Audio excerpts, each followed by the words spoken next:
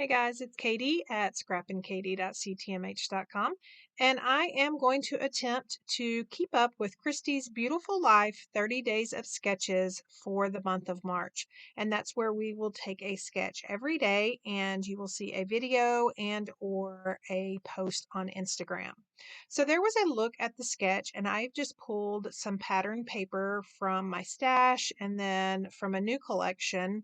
I'll leave links to everything down below if it is still orderable. And then I had these circles that were already stenciled on. I've decided to use those. And then instead of the pennants in the sketch, as you can see at the bottom left, I decided to do kind of a bar of pattern paper and tear it. So for my shaker element, I am just using some of that chipped sapphire distress oxide ink and rubbing it all over a piece of white daisy cardstock to match the stenciled circles that I already have.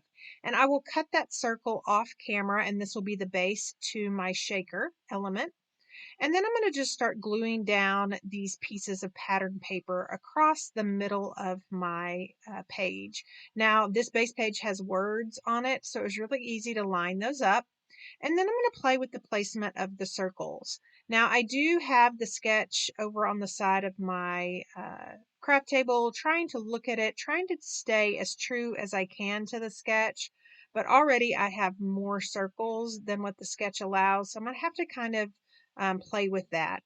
Now, I really can't decide where that's going to go, so I'm going to try to build my shaker element, and then I realize, yeah, no, let's glue everything down first. So for my photo, I did just use a random circle on my desk to cut that shape, and then I'm going to attach some foam tape to the back of it just so it'll be popped up and get the attention it needs. I feel like there's a lot going on this layout. And then I'm going to go ahead and glue down all the other circles and then build my shaker element. So for the shaker element, I am using the shaker foam and acetate from Close to My Heart. Now, we do have different shapes, but this is the circle. This is the easiest way I have found to build it, is put the foam on the bottom, then put your sequins or whatever your filler is. Again, these are mini clay shapes, and I'm just picking out the bees from these shapes. I really only want the lemons and the limes. So then I'm going to pull off that backing and then attach that acetate sheet. And then it has a clear film as well. So I'm going to pull that off, and then I'm going to attach this little circle that I've added a stitched stamp around just for some interest to hide that foam on that shaker shape.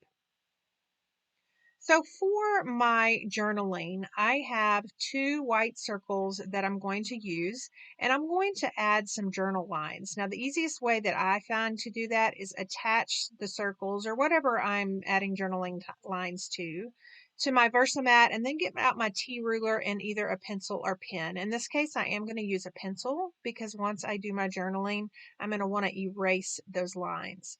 So I'm just adding journaling lines every 1/4 of an inch, and then I am going to attach those to my layout.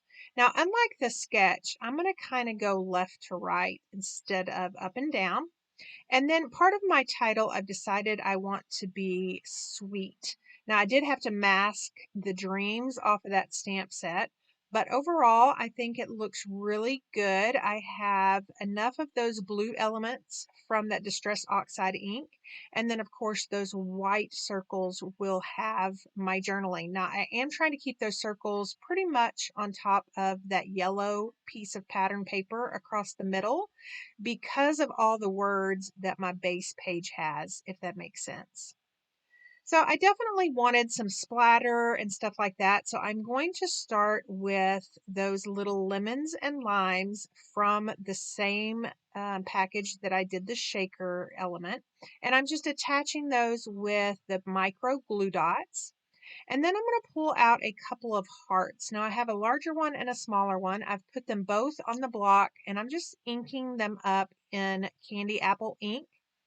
And then I'm going to take this little splatter from that same stamp set and ink it up in that chipped sapphire just to kind of add some paint splatter. You can see it in the close-ups. It really kind of gets lost on the video, but I really love it. And then I'm taking just some gloss sprays to add some extra little splatter. Now, in true Katie fashion, it would have been better if I had realized I wanted to do that before I glued everything down. But since I didn't, I just kind of had to put them where I wanted them. And then I am taking a lemonade shimmer brush and highlighting the words that I want to showcase on this base page. And some of those are delight in every moment, happy day, just look at you, living the good life, that's awesome, remember this, so on and so forth. And I'm just trying to spread the words out to make that from top to bottom.